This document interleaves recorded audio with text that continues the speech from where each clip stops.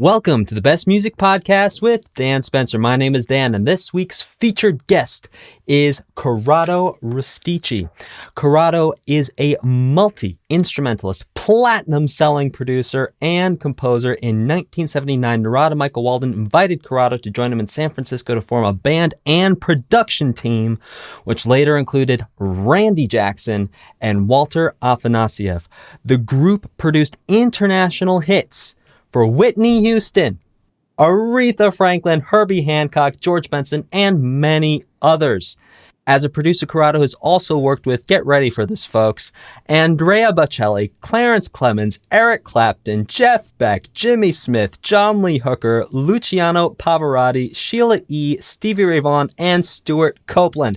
And if that wasn't enough, as a musician, he's played with Aretha Franklin, Allan, Holdsworth, Elton John, George Benson, George Michael, Herbie Hancock, Miles Davis, Narada Michael Walden, Phil Collins, Whitney Houston, and Zakir Hussein. His new album, Interfulgent, is available everywhere you get your music, and his new single, The Singing Light, is available exclusively on Bandcamp. That's corradorustici-official.bandcamp.com. The link is down in the video description, also in the show notes. So go ahead and click on that link, support the artists, buy the music from Bandcamp. You can also find Corrado at www.corradorustici.com. That's CORRADORUSTICI.com. Facebook.com/Corrado.Rustici. Instagram, Corrado Rustici. Corrado, thank you so much for coming on the show. So excited to talk with you. Thank you for inviting me. It's a pleasure. To get us started off, Corrado, can you tell us maybe, a piece of music or song you've heard in the past couple days that really stood out to you? You know, that's actually a tricky question to answer because I've not been following the radio that much recently for a lot of different reasons. I do listen to the radio.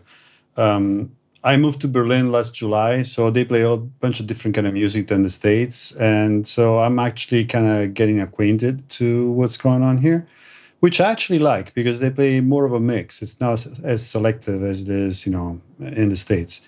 But I've just really, in the last couple of years, 3 years, I've really been concentrating on just cleaning my concepts, just whatever I acquired throughout the years, what things have come to my ears and have made up a lot of my musical skeleton, if you will. And so I've just been really concentrating in finding a space within myself where it's just kind of not contaminated by other things. I stopped producing pop stuff for a lot of different reasons. I still do when I find the right person to work with, and it has to have some kind of artistic value, not just commercial. And and then I stopped definitely listening to guitar players many years ago. I just never, I don't do that because it's, then we can talk about that if you want to. I have a whole different look on guitar playing and all of that. And I'm trying to develop a new avenue for myself in that respect. So in the last couple of days, I really haven't heard. I heard the demo that somebody sent me, a singer from Texas, and I actually liked it a lot. It's somebody that she wrote and recorded in her own room, and I think it's great. Amazing. So I'm thinking of doing something with her. Oh, that's super cool. Yeah. So we'll talk a little bit about how you discover artists in a little bit. Like you're mentioning this singer from Texas who's just recording some demos in their bedroom, but I'd like to talk with you a little bit about something you just mentioned, which is refining and cleaning your own ideas without outside input, because that's a very, very interesting thing to do. We could maybe draw a comparison to a jazz musician creating their own vocabulary and really refining how they play something. But for you on the production side of things, you're creating, like you said, a skeleton, a framework, an approach, and having it be uniquely you without outside interference or input. Can you talk a little bit about that? Yeah. The jazz example was pretty good. I really admire people who develop their own voice, be it guitar playing, sax playing, vocals or production or sound. And to me, those few heroes are really the artists that we need and we should cherish, because these are the guys that really shed some light on the things that will come next. They're never accepted in the beginning because our brain doesn't function that way. We still want to hear what we already know, but we want it different.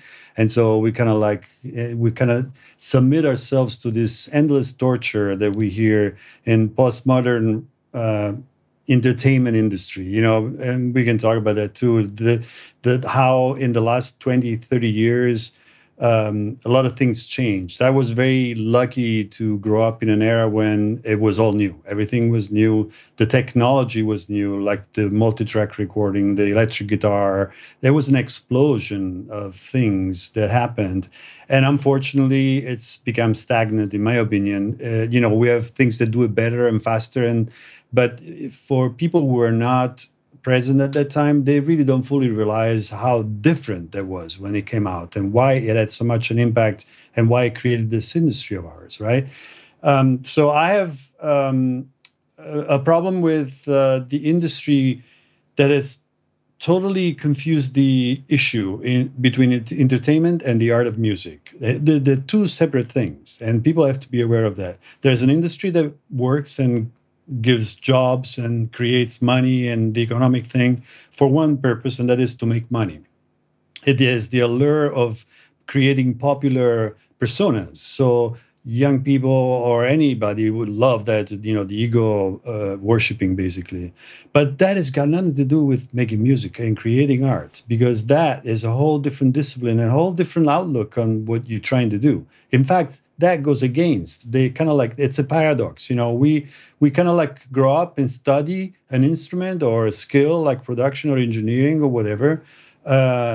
And we're told, you need all these tools because you can make it better. But then when you go out in the real world, you're confronted with the fact that, no, that's too much. You have to, simplify, because people are stupid. We want to dumb it down as much as possible. So there's that paradox that we are confronted in postmodern society.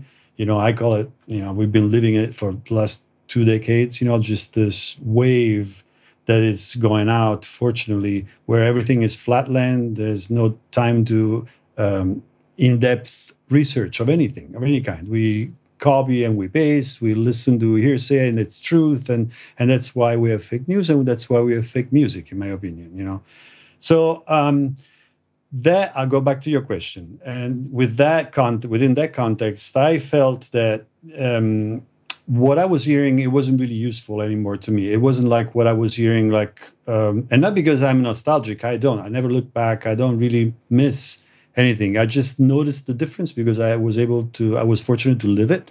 And there is a difference. And there is a difference in depth. There is a difference in courage from the artists. There is a difference on just taking the risk of just being unknown, but fighting for your art, which that was. You were rewarded if you were different than anybody else, not if you were similar to everybody else, which is what we have now. And I decided that I had enough of that. I had enough of just...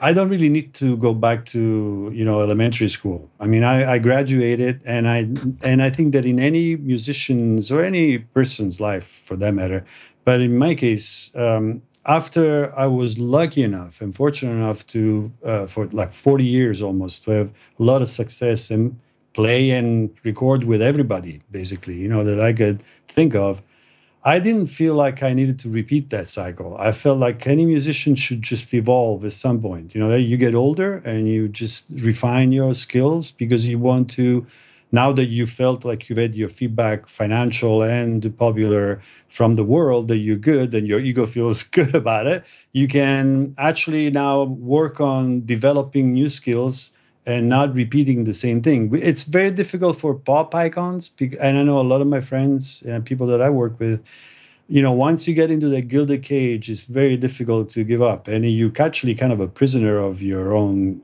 success. They're very, very difficult for anybody to just stop. I mean, I could tell there's a couple of people, 3 people that I know of that have been able to do that. But otherwise, everybody wants to keep making money, going on tour, there's a whole bunch of different reasons why that is. But In my case, I don't need to go on tour and make money. I'm just kind of in a fortunate situation, and I just decided that I wanted to find my own path. Find my own sound within me. Stop the noise. I got all the stuff already inside, and I just wanted to, hopefully, and I'm trying. I don't know if I'm successful, but it takes years. But to come up with something that's unique.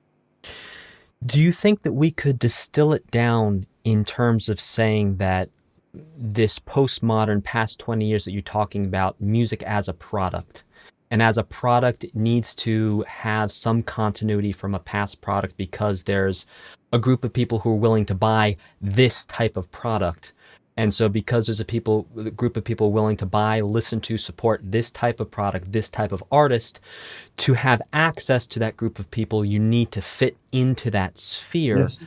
And that daring quality you're talking about, would you think maybe like early Christina Aguilera might be an example of something like Stripped, where she's pushing artistically within that pop sphere to find new ground? Yeah, there's a whole bunch of different examples. Yeah. You're right. A lot of the things you said I agree with. I think that truth is context dependent, and the contexts are endless. We live in bubbles, and you see it in social media. You see, we have our own bubble where we get our feed, of what we like, basically. It's getting more and more like that. There was more of a contamination of mixing of blood, if you will, back in the days when this was impossible. So you were exposed, like I remember the radio, for example, both in Italy or in England or even the States, although the States was already specialized in just having AOR, middle of the road, whatever. Jazz stations, R&B stations, pop stations. In Europe, it was more mixed, and they were playing more things that the DJ liked, whatever they wanted to propose to young people or old people, whatever. So I grew up with listening to a whole bunch of stuff, and I didn't have any distinction between me. Oh, that's R&B, that's jazz. It was music, and that was advantageous, because it kind of exposed me and a lot of people like me to a lot of different genres, and it kind of actually created the prog world, because that's like a mix of things in the early 70s. And so what you say is correct. I think that the bubble needs to be popped at some point. People need to just listen to other stuff. And I know that it's difficult because it's challenging, especially if you propose a different language. The music is a language. And so if I couldn't speak English, doesn't matter how hard I tried or all the great things I could share with you, if I couldn't speak English with you, we would not communicate, right? Unless you spoke Italian or German or whatever. So that is the problem. We tend to, as I said earlier, repeat what we like. And we do that with food, with a lot of things, the habit that we create, Music is another comfort thing for most people. They use it for different reasons than a musician uses it for. But so they want to have that thing that kind of reassures them or comforts them or, and so they want the language they can understand. And that is the major problem, the education and the exposure to different languages that could actually improve your verticality, inner verticality as a musician, as a person, as a year, or as a being that can understand different emotions and digest different emotions. So that's how I look at that. Can you talk a little bit about any sort of processes or thought patterns or exercises that you're doing internally to help refine your own voice? Yeah. So one of the practical things that I did with my previous album, I got really tired of electric guitar, the way that it's been played, because it's been the same for 70 years almost. It's so, as I said earlier, when I grew up and Jimi Hendrix came out, it was like a revolution. It was like, oh my, what is that? What is that sound? And we're still trying to replicate that sound.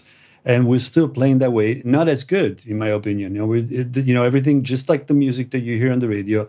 Guitars use pickups; they're ultra magnetized, ultra compressed. Amps are more important. What I call the push factor, more in your face. And so there's less dynamics. It's just getting worse to my ears. It sounds like mosquitoes. So I decided, let me see what could I get out of the guitar that it's not that. And it took me like 6 years. I worked on this record called Aham, in which I did everything with my electric guitar and acoustic guitar. I did not use any MIDI. I did not use any samplers.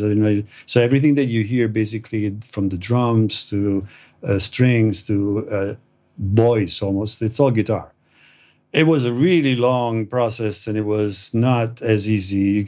I had no points of reference. So, I mean, try and make a guitar sound like cymbals, that was a little bit, but I learned a lot from the process. It kind of got me to a place where I felt like I came up with a couple of interesting sounds. Now, what happened was that this particular sounds, I couldn't replicate them live because they were a chain of effects and plugins that I used.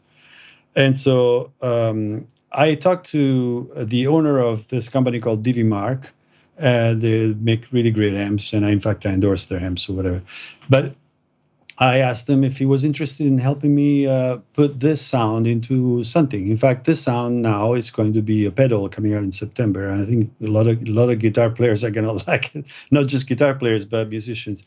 And basically, that was the basis for the record. And what that did to me, it kind of, because of the sound itself, I'm very jealous and a big fan of, John Coltrane sax players. That to me is like our voices, how you can just express yourself with different dynamics, which the electric guitar doesn't have. It's just a percussive instrument, and it's either loud or it's quiet. I mean, within, there's a lot of different colors, of course, So what happened with that is that we did a firmware, which I have, and I used that on my record. And what happened is that it totally freed me from my concepts. That anytime I would sit down and say, let me play a guitar solo, for example, it's like an automatic thing. If you played your instruments for a long time, and especially if you're skilled, you have a lot of memes at your disposal, right? And these things are, in a way, good because they're the bricks upon which your house is built, but it's also your prison because that you can't get out these bricks. That's what you can fall into unless you just somehow find a way to break it. For me, the way was to find a sound that didn't sound like a guitar. So I stopped playing like a guitar player, and I approached it as what's needed here. Oh, it's a beautiful 2 notes, like a vocal, or now I need the flurry of notes or whatever, and the expression of it. And that became like a waterfall of thoughts, actually the absence of thoughts, because I stopped thinking guitar. I started playing, and in fact, what I do most of the time, I just concentrate in between the spaces between songs, the silence, and I kind of like breathe the moment to just let what comes up next, not dictated by what I think should happen, but what naturally happened because the sound inspires me to do it. I know it's kind of a complicated kind of answer, but or involved, but I mean that's what I do. That's what helped me a lot. I think I get it. You're saying that you're trying to approach it from a musicianship, from a self perspective, as opposed to a guitaristic perspective. Very good. Yes. Can you tell us a little bit about your effects pedal? Is this going to be the Corrado signature pedal, or does it have a name? Okay, cool. It has a name, but I mean, it's still like a beta. So, that and my signature guitar will be out in September. We're very happy about that. So cool. I think people are going to like that. Oh, congratulations. It's basically, I simplified and distilled it into the original sound into a sound that would allow people to growl if they were just kind of like a saxophone. If you think of a saxophone, where you can have really soft sounding things, and then all of a sudden you can just like that, but without the distortion, there is distortion in that, and there is other things that are all packaged in one little package, but it's not obvious distortion. It's more like a sound. You heard it on the album. You heard it on a lot of the lead stuff, this latest stuff, and so that's what I've been really working on for the last few months, actually. Oh, that's so exciting. I cannot wait to get my hands on one of those pedals, plug it in, and take it for a spin. Yeah. Corrado, I feel like honestly we could probably talk for 3 hours about stuff like this, but I I'm sure you've understand. got other things to do. So I'm going to go No, it's ahead. I'm going to go ahead and get started with my questions. But I do just want to take a moment and say you have such a in-depth and incredibly distilled perspective. It is so cool to talk to you about this stuff. thank you. So let's talk a little bit about producing. Back in the day, we hear you on your own songs. You create these really tasteful, and again, I think the word distilled is going to keep on coming up when we talk about your music. You create these very distilled, precise productions, especially in the last album, to give space for this, for lack of a better term, progressive fusion guitar playing. But I'm sure you might have your own term to describe it. But I mean, that term sort of gets us there. Could you tell us a little bit about your favorite songs that you produced for, let's say, oh, I don't know, Whitney Houston? Okay, so I was not the producer per se of that. I was part of the production team. The producer was Narada Michael Walden. Mhm. He was the leader of the group. What I was part of a great group of musicians that helped Narada um, create that sound for those songs, and I was allowed, because I was always a big fan of sound making and things like that. I was the guy in the group that was crazy about, oh, we could put this in there and that, and so he was very gracious and allowed me to do that. I learned a lot. That was my college days. I learned a lot about American music, which I had no idea, because coming from Europe, my background was classical and prog, a rock that had been distilled by the British musicians into something else. But American, like black music, I had no idea. In fact, that was very difficult for me in the beginning to understand what the blues was, and why it sounded like that, and what was required. It was not just mannerism, like from a guitar player point of view. Like, it's not like you play those notes, the pentatonics and the bending, and that's blues all of a sudden. That's the simplified picture. It just it came from a whole different thing, which is the suffering that we all carry within us, and certain cultures manifested in certain ways and other cultures in different ways. So the blues became the language of choice because it is one of the easiest things to play on the guitar, and the guitar, being a popular instrument, became so popular. I was thrown into this thing with Narada, where I was coming from fusion. I was coming from playing all this crazy stuff, odd meter stuff. And then all of a sudden, I just played rhythm guitar for like 4 years straight. I never played any lead. I did play lead on one song that actually became to be a really big song for Narada, called "Dance of Life." It's a solo that it's a song that we cut at the very end of the album, and it was 2 takes, and we all played live, and that was it. But for whatever reason, that song has gone down to history with a lot of people. But the discipline of just playing. And then the other thing I want to say about it is that it was the time when the drum machine, the Linn drum machine, came out. So all of a sudden, Narada was free of his duties as a drummer, and he could concentrate on directing. But what that created was that we could play one song for 9 hours straight. And I remember with my fingers were bleeding on my guitar after a while, because it wouldn't stop. And we had to. It was a great discipline in learning how to play with. Before that, we hadn't had really straight, like we have today.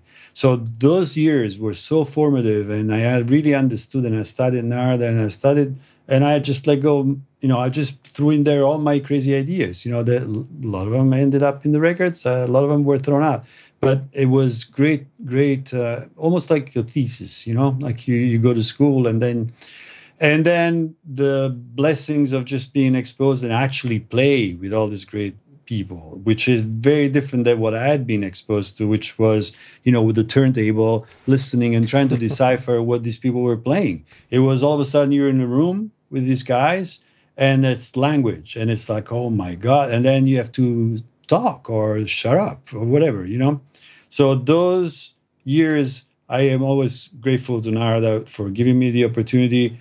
I think he's grateful to all of us for giving him the power to do it, because it was a very powerful group of people. Out of that group, a lot of guys did well. It's just a lot of great musicians that were thrown cosmically into a room, and just create all these hits. I mean, it was unbelievable. So could you perhaps differentiate for listeners the difference between what you're describing, which from the outside sounds, if we take contributing the ideas away, it sounds like you're a session player because you're in there playing for hours at a time, but you're not at all a session player in this. I mean, you do play on the sessions, but you're actually contributing musical ideas to the record. Can you talk a little bit about that? Which is what session players used to do also. You would call a guy because of his sound. In our case, we had to be very multifaceted, because Narada, yes, it was a genre of music, but every artist was different. So a lot of things were required that were not my sound. And then I didn't know how to play the funk in the beginning, although I'm blessed with a really good funk soul, so I kind of picked it up pretty quickly, but I came up with my own way of doing that with delays and things like that. I created a landscape. And it gave Narada inspiration to, let's go this way or that way, play this part. It wasn't just like I would play the parts. And then, it was actually it was like a group. We all shared to a different extent. Like Narada would come up with an idea of a song and with the rhythm. And then we all contributed to that, which is what session players do, but not just that. It was more like, so what do you think? Okay, I think we should change it out. So it was more like learning how to arrange and produce a record. And we did it on the fly, because Narada, as powerful as he was as a musician, he hadn't really produced that many records. So we were all learning on the fly. He was really concentrated on the vocals. He was really great at that. He had his own way of doing that. And on the writing of the song, and maybe it would tell you, let's go in this direction as opposed to that direction, but then the rest we would all make it up and we would change it. We would suggest, I think we should go this way, that way, to the best of my memory. I mean, I'm sure that it was so long ago, man, but I mean, and it was really great grounds for all of us. We all learned a lot, including Narada. We all learned a lot from telling a guitar player how to play this, that doesn't work, or I would say, no, play that, So that we were all kind of green, and it just happened that we were all pretty talented, and it just helped. It was a lot of pressure, but we did it. It was a joy, man. All I wanted to just play for days at a time, and that's what we did for years. So part of this process, you're talking about actually going in and arranging songs. Were you guys ever writing songs, or did you get songs Sometimes, written? Yeah. You would get the demo and then you would build out from the demo? Both. Like, for instance, Whitney, the first thing that we did for Whitney was a song called "How Will I Know?" And that came out. We were recording Aretha Franklin's album. And so Narada got this proposal from the record company saying, we have this girl, would you like to do a demo or a song, produce a song? And I think that Narada's first answer was, no, I don't have the time. And so I said, but listen to the song. So he listened to the song and said, yeah, I kind of like the song, but it's missing some elements. So he went back and he wrote whatever he thought it was missing. And then he threw it at us. Say, what can we do with this? Well, what do you think of this? What do you think of that? And so we cut out like a day or so, or a couple of days, maybe a day, just cut the track. It was pretty fast back then, 4 or 5 hours, and we would have the track. So that was one example. Other times, Narada would just write songs. I would write songs for Narada. And other times the songs were submitted by Clive Davis, for example. He would say, Narada, these are the songs you had chosen for the second record for Whitney. Clive Davis already had a lot of songs that he had chosen. So we just had, but they were like demos, they were funky demos, of the songwriters. Mostly white songwriters that couldn't really funk. And so we had to spice it up. That was our job, just to make it sound, like more exciting. a lot of country songwriters. I mean, that was it was a different thing, because Clive Davis was really trying to make Whitney more pop. So he would go to that side of the pond to get writers that would give her some pop melodies, as opposed to just R&B sounding, soul sounding. And then with her singing, which was unbelievable, she managed to just bring him alive. And we knew at that point what would work for her. And so we created all these songs. It was the era of dance, a lot of dance music, so we were really concentrated on that, and it was working. So we kept on doing it. You spoke about discovering artists. Like you mentioned, you just got a demo from an artist in Texas. Can you talk a little bit about Andrea Bocelli? Yeah, so the story with Andrea, after I left the Narada group and started producing myself, I started having a lot of success in Italy and in Europe. And I was producing a guy called Zucchero, who I did like 11 albums with, and we had a lot of success. We were going to do an album that we wanted to do a duet with Pavarotti, with Zucchero, which was kind of a crazy idea, but we thought we would do it. So we needed to do a demo to submit to Pavarotti, and we were in the studio trying to figure out who's going to sing Pavarotti's part so that he could hear it and imagine himself singing it. And I remember the owner of the studio, somewhere in the countryside of Italy, said that he heard that there's a guy that sings piano bar, and he sings pop and he sings a little bit of opera. Maybe you try him. So maybe he give you sound. So we agreed. We called him in, and the guy came in and he sang beautifully, by the way. And so we were very happy. And then he left. So we were very happy. And we did the demo. Pavarotti, in the end, agreed to do it. So we did the song with Pavarotti. That was a big success. It kind of started the whole Pavarotti and Friends phenomenon, out of that thing.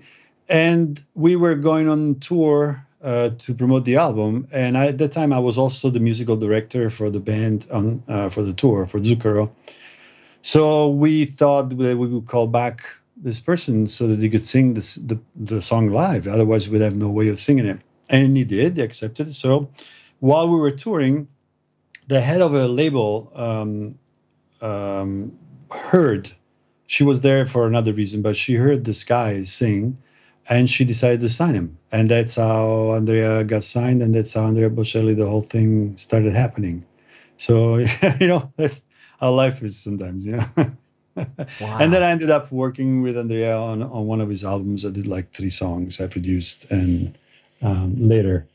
But yeah, that's how the Andrea Bocelli thing got discovered, So for the album that you mentioned, that was Andrea, is the name of the album.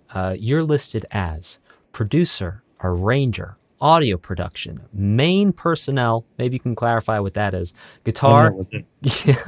Me neither.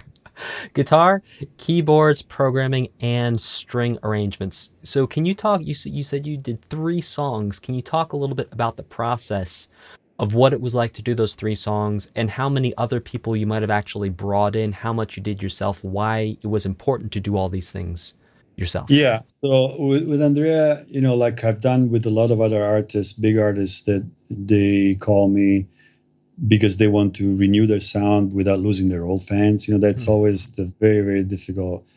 I managed to do it in the past with quite a few artists in Italy, especially.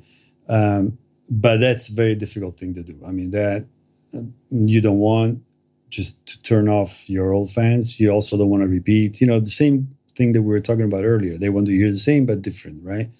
So with Andrea, it was a little bit difficult because he had a genre that you can't really massage too much. It's his voice, and it's not like rock or pop where you can bring in a whole bunch of influences and it kind of still sounds good, if you do it right.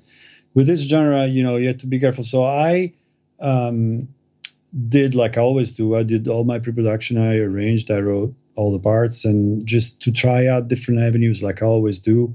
And when I liked what I was hearing on with this particular songs, I submitted to the label and Andrea, and they accepted it. So then I had to do the real thing, and I think I went to Los Angeles. Great strings.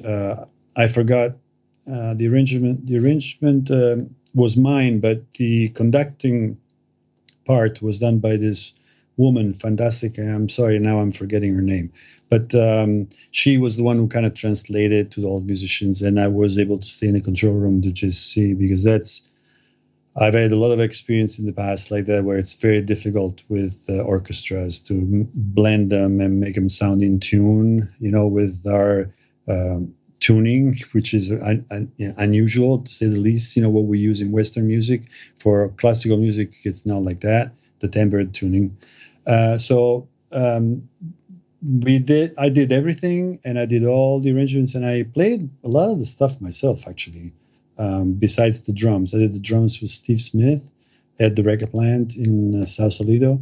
And then I went to Los Angeles and I did the strings. And then I went back to Italy at Andrea's house, which he had his own studio, and we did the vocals there.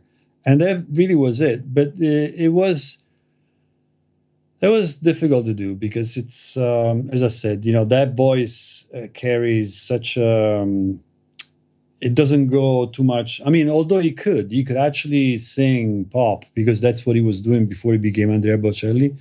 But, that became his persona. So you didn't want to stray too much away from that. So I don't know that it was particularly successful, I think, because it was in a record when it was like too many producers. So there wasn't a unified sound.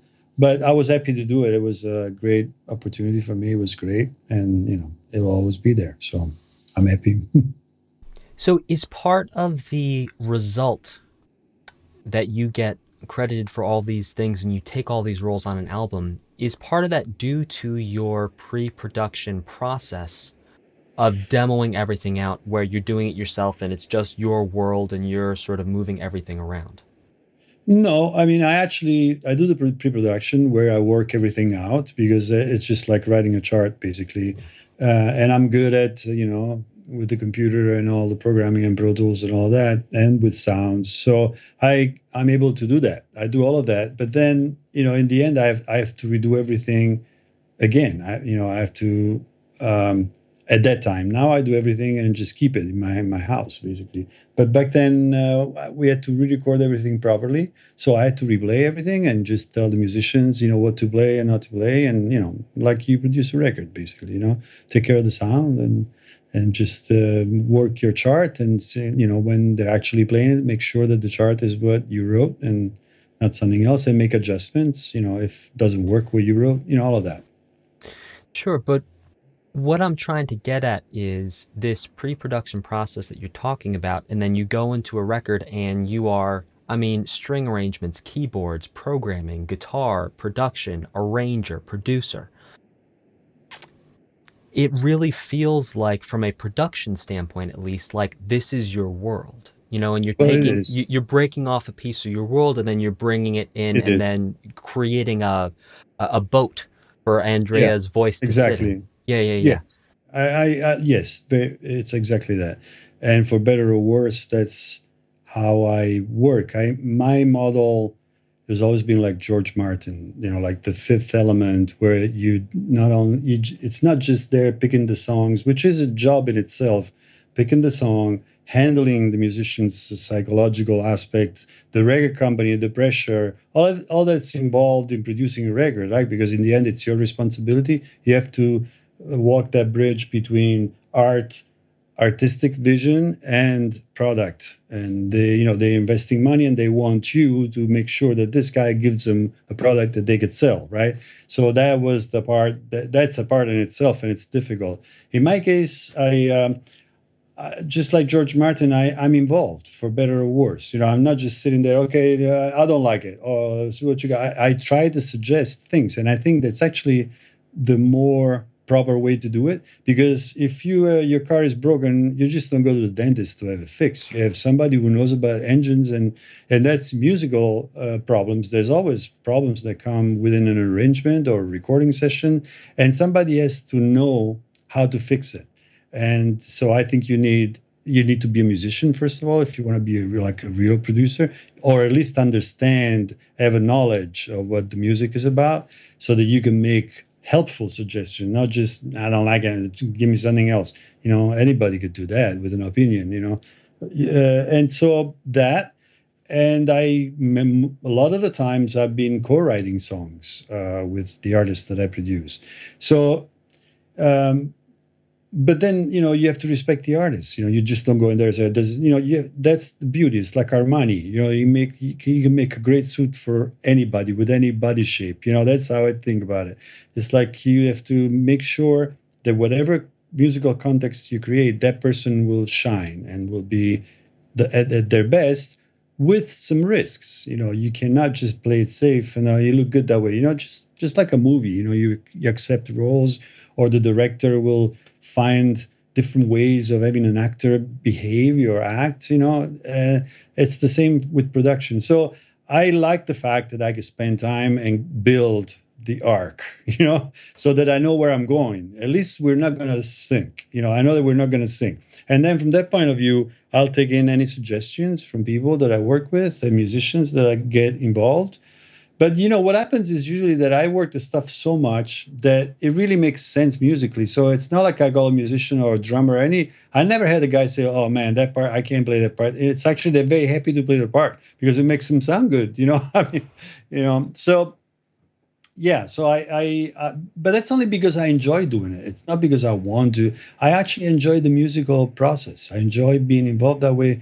And just working out every little thing. What happens to me afterwards is just that I can't listen to those songs forever. It's like I'm done with it. I never listen to stuff because I'm so sick of them. Once I'm done with it, that it takes me like 5-6 years before I can listen back to anything that I produced.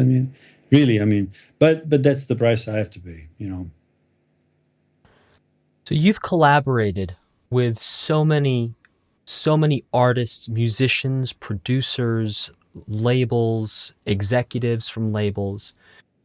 What is maybe there's more than one, but what's your advice for someone who's coming into this field, or maybe who's been in this field for a while, in terms of how to approach collaboration? So, and I think we could remove one part, which is, I don't think for this answer talk about the psychological juggling game with artists. So let's think about everyone else. So an even playing field collaboration. Where, do you see what I'm saying? Yeah, I do. Although that other part that you're taking out, it's the biggest part. Really, it is really a way of, because the studio is not a natural setup. When you go into the studio, nowadays there's no studio. So, but when the records were made that way, you're going into a place where there's a lot of pressure. You're supposed to deliver your best performance ever at that particular moment, and even if you don't feel like it.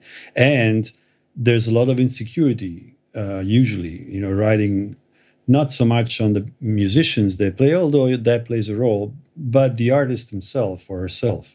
So that part is actually a really big part, how you can create musically by involving other people and the artist himself into what you call collaboration. Is just a dialogue, the musical dialogue, and go, okay, this part, and make them feel like they're protected, and make them feel, my job I always thought was to just allow the artist to just walk on a rope and not be afraid of falling, because I'll be there to catch him. So that part has to be there.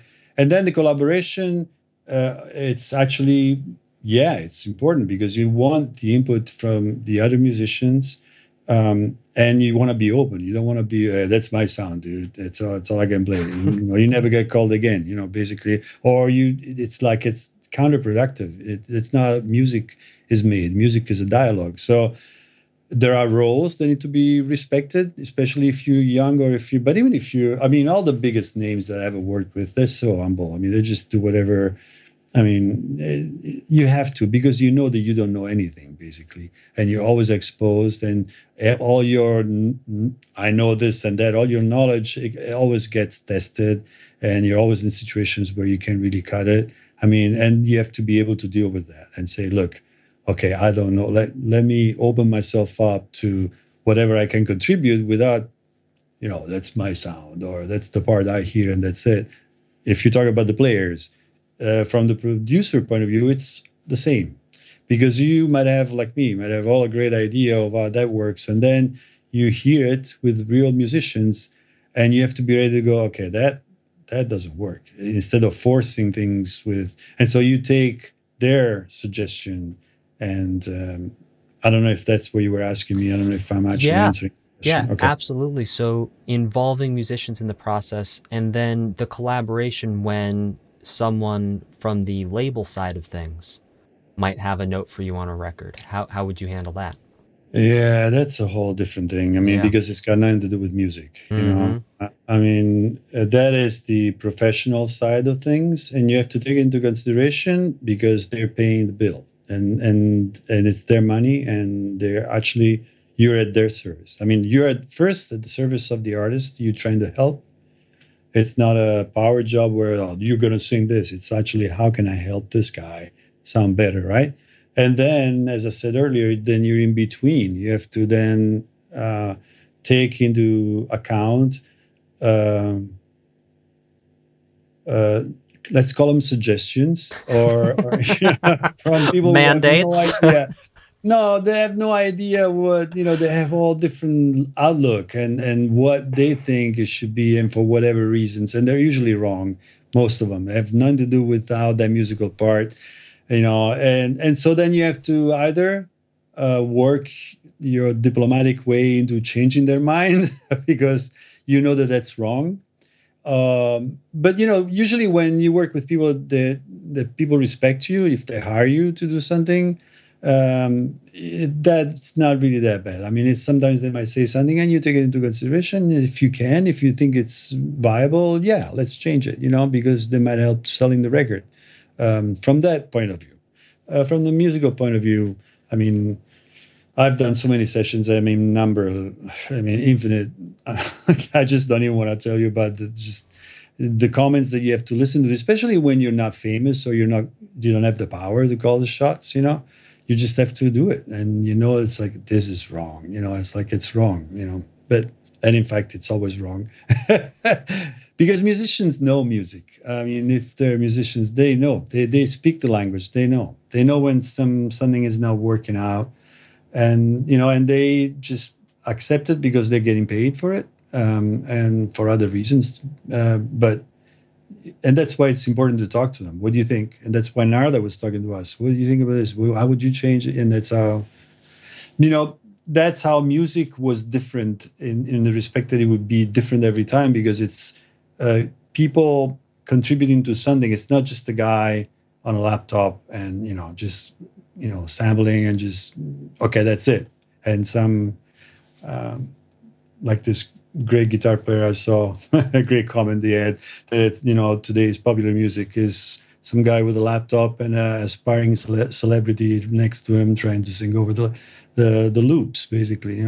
Back then it was just really actually just creating it together, and that's why it sounded different every time, and it sounded live. It sounded lively.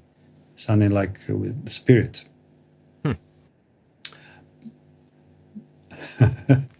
A lot to unpack there, Corrado. Let me ask you a quick question. That's just my opinion, by the way. Oh, yeah, absolutely. Quick question for you on producing guitar players. People like Clapton, Beck, Stevie Ray Vaughan, John Lee Hooker, all absolute legends on the instrument in their own right, as well as songwriters and, just absolute stars, stage, everything. What was it like being either on a production team or producing for these guys as a guitar player yourself? And then how do you balance that out? Does that help you? Does that hinder you? Do you put that to the side, just approach it as a producer? It was difficult. I have to admit, it was difficult for me, because as a guitar player, I had my own ideas on how that should be approached, right? but I was the producer. So, and I had asked these people along with the artists to play on these tunes, right?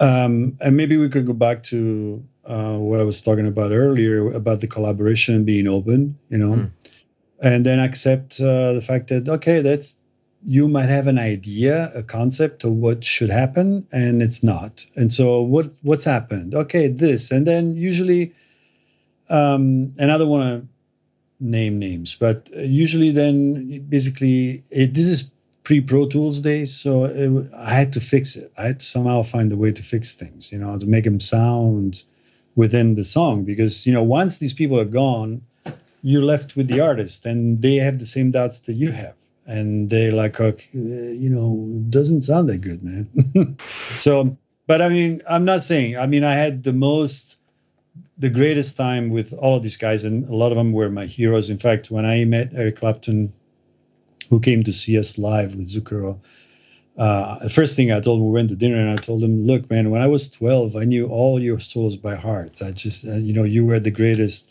And Eric was, and he is such a gentleman and a great guitar player.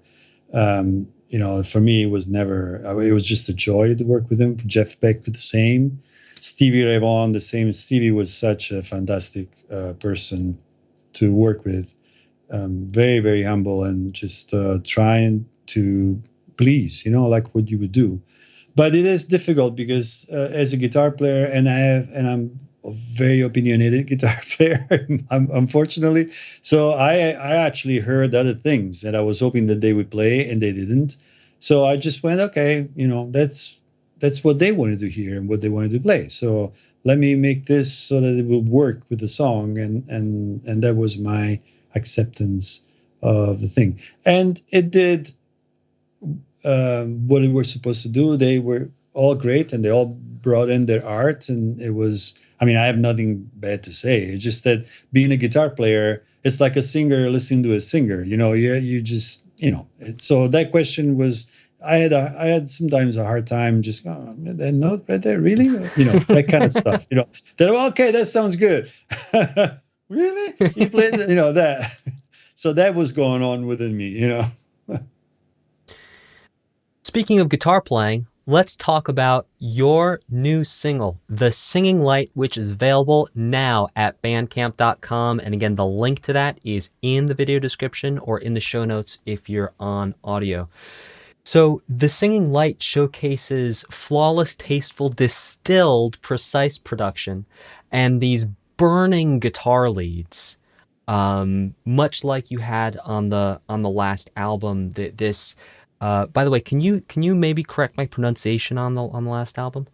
Interfulgent. Oh, I got it right. Okay. Yeah, you did. So for Interfulgent, I feel like The Singing Light it's a change in direction from Interfulgent, but you're taking a feeling or a mindset from the album and continuing on. Can you talk a little bit about that? Yeah. So Interfulgent was done during, the 2020, like during the lockdown a lot. And it came as you said, it was like my effort just to write music, not guitar music, but music. And then with the new sound, I had a lot of fun doing that. I had a few tunes that didn't make the album. In February, the day that my album got released, my older brother passed away from COVID. I'm so sorry. Yeah, no, I mean, thank you. So that was a big shock to our family. He got it while he was in the hospital for tests, unrelated tests. So and then he died within a week. It was like very, very fast. My brother was my hero when I was a little kid. I used to follow him. He had a super group or whatever. So, and that was on the day of the release of the record. So I felt like I wanted to do something for him. I wanted to write something for him. And I had this one finished song from the album that wasn't really part of the album in my mind. It was more of there's a little 80s vibe to it, more of a pop thing, which I didn't think fit the album, but I loved it. And I thought that would be, so I just finished it. I wrote, the melody or whatever, finished the song, produced it, mixed it. And it's actually a tribute to him. It's in memory of my brother. That's what the Singing Light is about.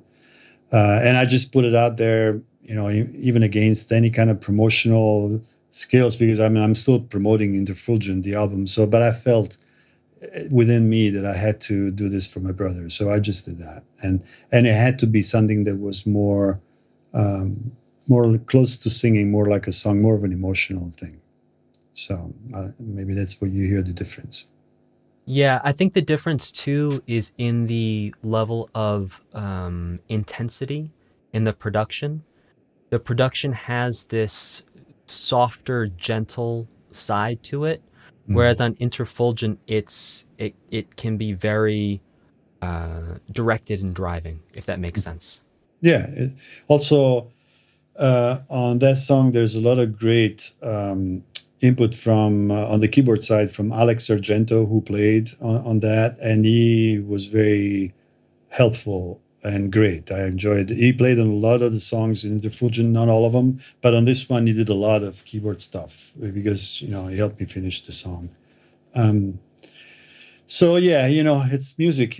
It's you use it for whatever reason, to feel better, to send love messages to people, to just remember people. Can you talk a little bit about the process of making both Interfulgent and the Singing Light? Because there's no clear lead. So, for example, if we listen to a vocal pop song, it's very clear everything is there to support and highlight the voice. Like you were saying in the production, your entire job is to make the singer shine, is to put that voice in the best light possible, have that singer sound the best they can. With your productions, there's no clear protagonist. While the electric guitar you could call perhaps the lead character, the electric guitar is not there the whole time. It comes in as a flavor, it comes in as a contributor in addition to the tapestry of the production. So can you talk a little bit about the process of how you went about creating that type of music, how you found that sound, and what that was like? Well, so I had a couple of prerogatives. I mean, I wanted to do something. I wanted to create a context where the electric guitar would sound a little more modern. I wanted to have a contemporary sound for the electric guitar. So I decided at first in the beginning that I did not want to have real instruments. I wanted to program everything myself. I wanted to have all that contamination of electronica into trap or, anything like that, along with the writing that had different layers. So it was a little bit of difficult, especially during the mixes, because if you listen to contemporary music, there's few elements. It's not that thick, and there's a voice, and there is usually the rhythmic aspect is pretty strong, and then there's a couple of sweetening things, which I call the pull part of the push and pull production. You have the push, and then you have all this, but they're very few. It's not the production these days are very limited. It's not, in my case, because chord progressions are not like so poppy, they're more like intricate, and the arrangement themselves, they were a little more layered. Combining all the aspects was a little difficult, but I'm very happy about the actual result because I don't think anything like that has been done before. And what happened was that the guitar, because the guitar doesn't sound like a guitar per se, that's probably what you're feeling, like it's more diffused, because it's not like a guitar comes in and it plays the melody, and that's what we used to. Like, I don't know, I'm thinking of all Joe the guitar Satriani. heroes. Exactly, Joe Yeah. Satriani or Steve Vai. Yeah. And I don't want that sound. I didn't want to have that sound. I wanted to have a melody come out. Now it just so happens that I played on a guitar with a pedal that I came up with that doesn't sound like a guitar, and that's really what throws people off. But the focus was always that. And the focus was not to do a guitar album, and I wanted to do a musical album. And I really concentrated on the writing aspect of it and the arrangement part of it. And I really had a lot of fun just applying all the stuff that I know to the production and see how far I could go with an electric guitar and playing into a fusion, progressive pop stuff see what comes up, and I think that's what art is about. You just do that. Otherwise, if nobody does that, we're always stuck in the same thing over and over, And sometimes, I think I'm successful in a few things. Other times I failed. But I think that the overall sound, I'm pretty happy about it. And I'm getting such a great feedback from all over the world. I mean, I'm really happy about that. It seems like I touched a nerve somewhere, about with this album. So that was the approach. I mean, I wanted to do something that was different. Because to me, guitar is running the risk of becoming irrelevant or like a vintage thing, I don't, contemporary music, there's no guitar, man. I mean, it's just, power chords every once in a while on a chorus. Yeah, and mostly sampled, that's it. And they just, yeah. But it's just like the saxophone. It's becoming like really tied to a genre, sax with jazz and R&B, and then the guitar is like rock, and we rock, that's over. That was done 60 years ago. That's why I worked on that album to see what the guitar could do. The guitar can do a lot of things, and it's really we're limited by our own imagination, because you can put the guitar in the production these days and make it play a different role, and manipulating sounds, manipulating your parts. There's so much technology at our disposal these days that you can do. Like, for instance, the Singing Light. I mean, that sounds like 4 guitars in the beginning, but it's just 1 guitar, actually. And it's just an arpeggio that I do with lines and singing. And you can do so much, basically, these days, and make the guitar sound new and fresh, basically, So that was the approach to the album. And, that's the best I could do at that time. Well, the album really is a lot of fun to listen to. And I had this thought come to me while I was listening to it. And I was like, if Sean Lane was still alive today, might his music sound something like this? Maybe that would be great. Right? Because you have a virtuosic quality to your playing. I mean, not everyone can play that fast, that clean, that precise. And then again, this distilled production, for lack of a better word, I would describe it as pop production, just because that's the attitude that went. Yeah, exactly. But yeah, it really interesting. And just to break something down for our listeners who maybe didn't understand everything that you said. That's my problem most of the time. Yeah. Just to break it down. Talking about the guitar sounds, what you're trying to do, or excuse me, what you have done effectively and successfully, is you are taking the guitar as an instrument and using modern technology, translating it into different roles where it can perform different things. So it's almost as if the guitar simply becomes an interface that you can then create these sounds. Exactly. Allan Holdsworth had a great way of talking about that. The guitar is a tool. It's just happens to be my preferred tool because I'm more versatile on that. But it's just a tool. You could be playing keyboards, or you could be playing. So in my case, because I play guitar, I have that thing, that chip on my shoulder. I want to make the guitar sound better. I want to make it sound, my playing better. I mean, I study and stuff like that. And it's not, like you said earlier, it's not so much the cleanliness or how clean you can play fast stuff. It's also actually, and this was from also being exposed to Allan when we met him in the 70s and we worked together for years. That he showed us, guitar players, that we could look at the guitar in a different way and not be caught and just limited by modes and things. And so that I don't know anything about Allan. I never really studied anything. I never learned any of his solos, because A, I don't think I could do as good a job. B, what is the point? I mean, it's just, that's his stuff, But what that did is it inspired me in just looking at it in a way that's different. So the choice of notes, what do you play over there? And that was also a lot of that thought went into the solos and the album and the melody and stuff like that. So, because we could talk about all this stuff, and then you play the blues. It's like it's the same with a different sound, basically. So what you're talking about is not just changing the sound to have an effect on the role of the guitar, but also looking at note choice as an important part of creating something that is different, creating something that is altogether not what we would typically expect from a guitar, especially paired with this type of production, definitely creating something new. And there's a lot of jazz players that are great, humongous heroes of the guitar that have done a lot of, and they come up with some stuff.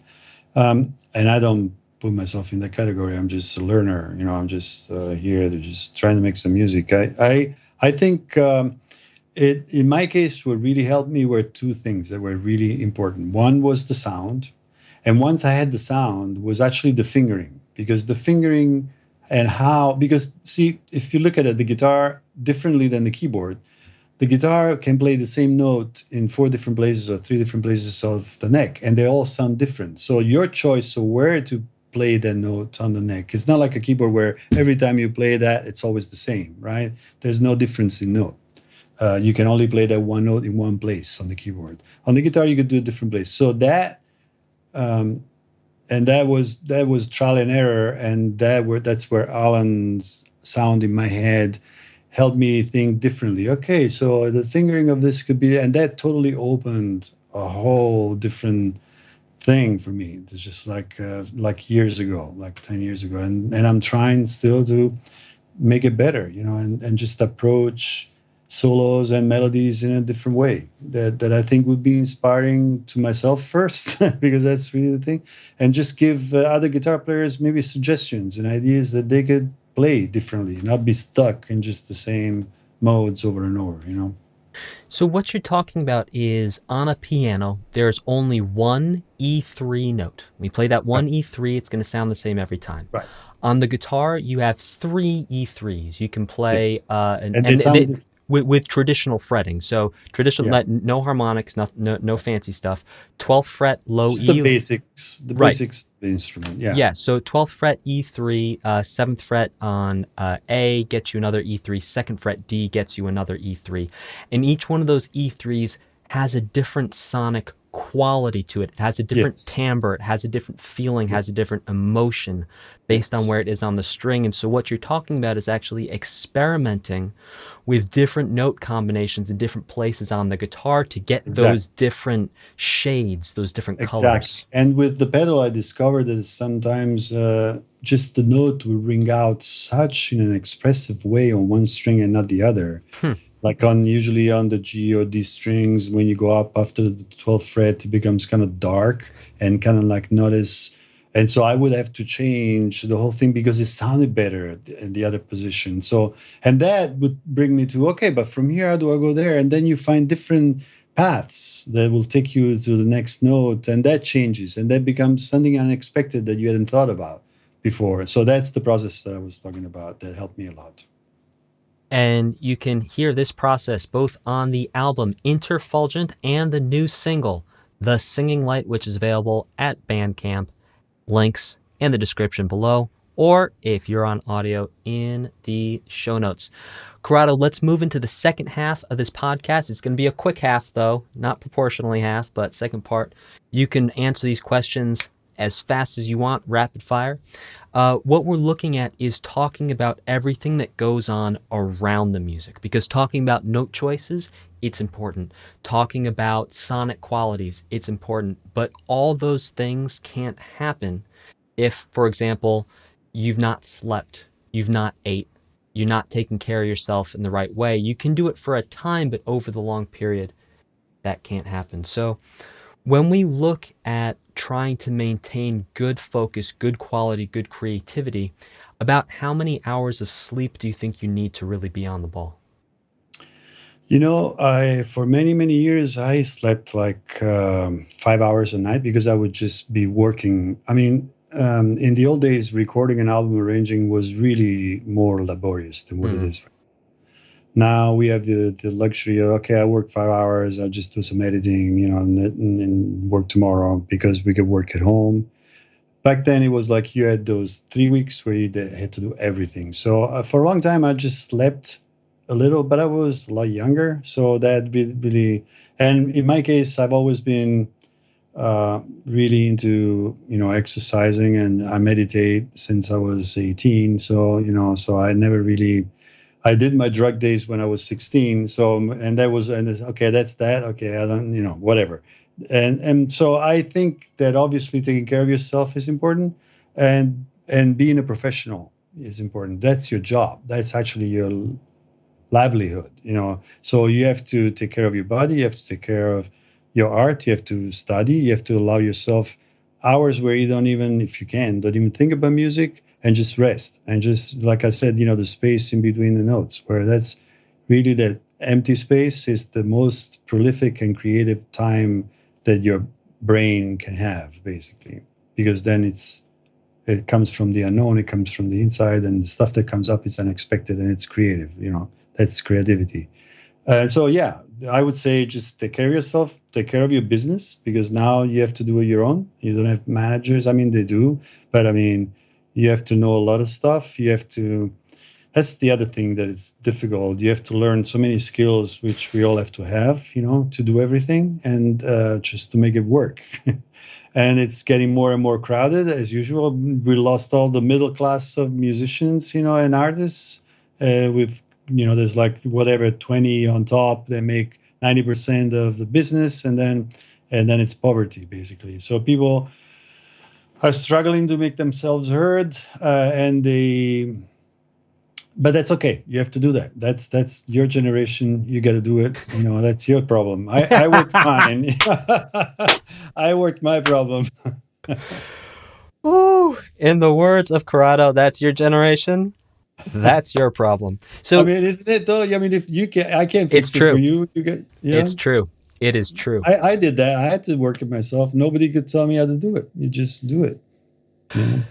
So you actually touched on my next two questions, which are, how do you find mindfulness and meditation impact creativity and art in general? What else is there but the search for yourself? I mean, that is really the biggest duty of a person, that we're here for that. Everything else is cosmic entertainment, I call it. We're entertained by what we do because we think that we are the doers, and we think that we're supposed to do this and that, and we feel better if I get this or that. When in reality, we get the confirmation every time that it's not. We don't get happier if we get richer. We don't get happier with more things.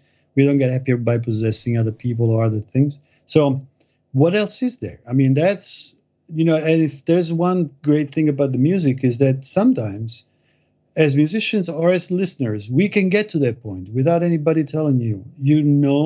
That's something, you get in touch with that part, which goes beyond words, goes beyond concepts, and it's stillness, and it's clear, and it's peaceful, and there's nothing else that you need. You happy? You see the clouds move in the sky, but you are the sky. You're not the clouds. They all go, everything comes and goes. So it's kind of unreal. Once you understand that, and it might take a while, like it was in my case, you just do whatever you do, and you're supposed to do it to your best capacity, because that movie is going on for you, and you try and be the best actor you could be. But it's really not to take it too seriously, because it's not. Because first of all, and I can say this because it's happening to me really fast, stuff goes by so fast.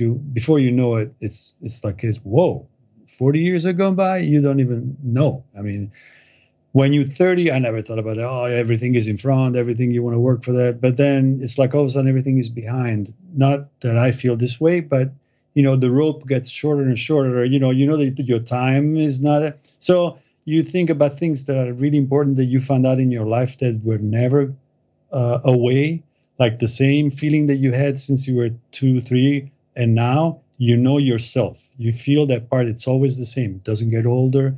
It's just there, right? So that's mindfulness. You think, not to think. You can always think, but not to be attached to what you think. And you find the space that it's you, and that gives you the power to do anything you want. You can, and what happens usually though is like, once you get into that thing, you could use that power to do other things, but you don't really care about doing the other things because you don't care about that anymore. And that's the beauty of it. So I don't know if I answered your question, but that's what I've been doing basically. I think I could refocus the question and say, how do you find that state of equanimity, that state of being the sky, watching the clouds pass, watching the movie, just noting, understanding that thoughts are thoughts and your brain just is going to think thoughts? You mean like the technique? No, how does that help you in art? How do you find that contributes to creativity? Because everything comes from there. I mean, everything that we know, what we can postulate, what we can think, it's all hearsay. We learned it somewhere. But that's the vocabulary that we adopt because we like it, we prefer it. With some people, as I said, it's either language or books that they read. It's all something that we heard from somebody else. What comes out in music, especially, it's not from that.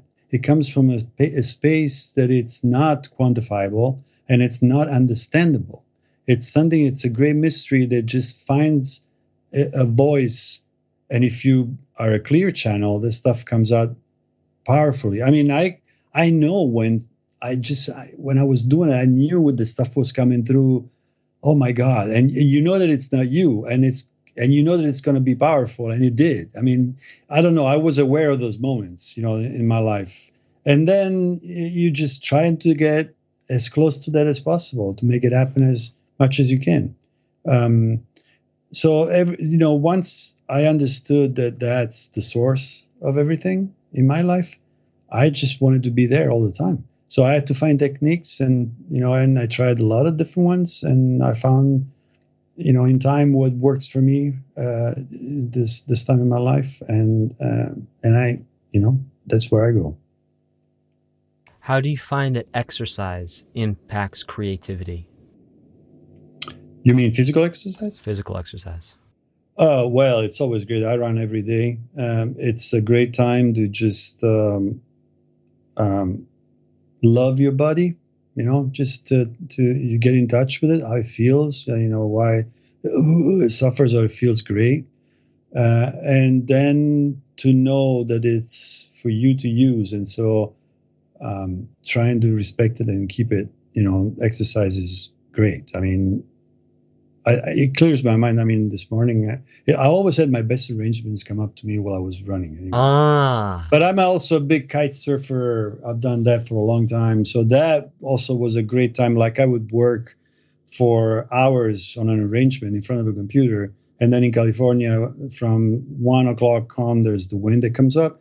I would just stop, get in the car, 10 minutes down to the beach and just go out there, just me and nobody else. And just on a sport that it's, pretty difficult to do. I mean, some of my friends died doing it because it's kind of dangerous. So that concentration that you need to have in order to survive and not get killed, created such a big space in my head. I wasn't thinking about the songs anymore. And all of a sudden, all these great arrangements. Oh my God, I could do it that way. Yeah. Wow. I could, that's what happened. So exercise is, you got to do it.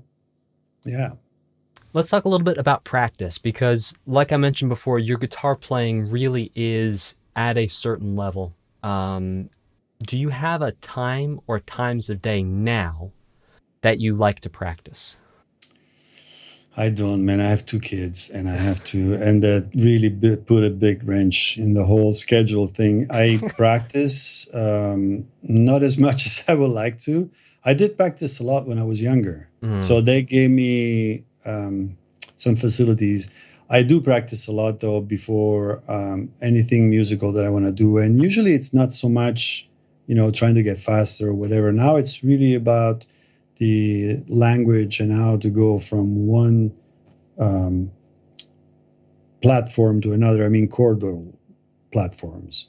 And so that in between, that's always the most difficult part, how you move from one to the other, chord progressions and things like that. So I practice on that. Especially I practice a lot when I have to go on the road, do a tour. I take, a couple of months where I just shed and just become more. It's really the stamina. It's not so much the sprinting part, and the stamina here, because the live thing is a whole different thing. Like records, I love to make movies. Live is just theater. It's a whole different thing. So that I practice a lot before I go on tour. When I play on my records, I really don't practice. I just try and play. That's going back to what you were saying about what's already existing, pulling from that. Yeah, I've worked the scales for a long time in my life. I really don't feel like I need to do that. I need to learn more ways of expressing myself. That's the practice for me right now. Just what kind of notes you're going to play and how good are you going to play them, how clean you're going to play them. That's really what it is. What is the maximum amount of time for an effective practice session for you? So let's say you sit down to practice. At what point do you need to stand up and take a break before you come back? Yeah, usually when my fingers hurt. So that could be depending on, if you study the record, there's a lot of runs that I do that are not really conventional. There's a lot of big stretches that I do. And that you can't really practice that for a long time. You do. So I know when to stop before I get hurt, because you get hurt. But usually it's anywhere between, 2 hours to 4 hours, and I usually practice on specific things. Yeah. And just get that down, and then move on, basically. And when you practice the most in your life, what was your maximum hours of practice? Oh, that was in my 20s. It'd be even like 10 hours a day. Yeah. I would just be there. Yeah. Do you take any steps to stay creative? We talked about sleep. We talked about meditation. We talked about exercise. Living life, 2 kids, there's a lot going on. How do you, or do you, try and create space or times of day when, like you said, you have those moments to just not do anything? So like in the earlier days, I would really force the issue a lot. And then I realized that you cannot be creative all the time. Like you cannot come up with new stuff all the time. So throughout the years, I've adopted different ways. Either I just go out and kite surf or run or whatever, just to get away. And usually when I come back, it's better.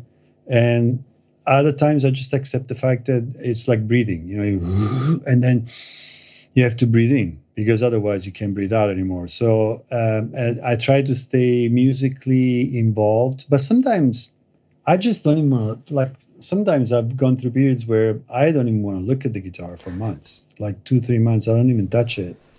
Because I'm kind of like sick of it, and I'm sick. I need to just regenerate within me, the love that I have for the instrument and for music. So I have to come to accepting that part, that you cannot be, oh, great. Some people think that you can write great songs all the time. You can't. You can write songs all the time, but they're not great.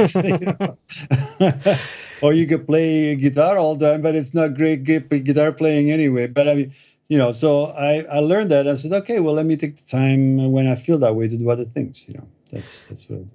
Yeah. I was talking to Jim Peterick, formerly of Survivor, wrote Eye of the Tiger.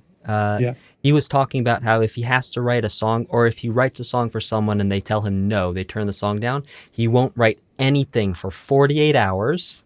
And then he'll go in and just write the best song you've ever heard, because that time away, like you said, it's the inhale, the exhale, taking that break, letting that, it's almost like a battery recharges. And everybody's different. Yeah, everybody's different. Everybody have their own way of dealing with that. I found my peace of mind in that respect. Absolutely. Have you ever had a time or times of day where you find more ideas come to you? No.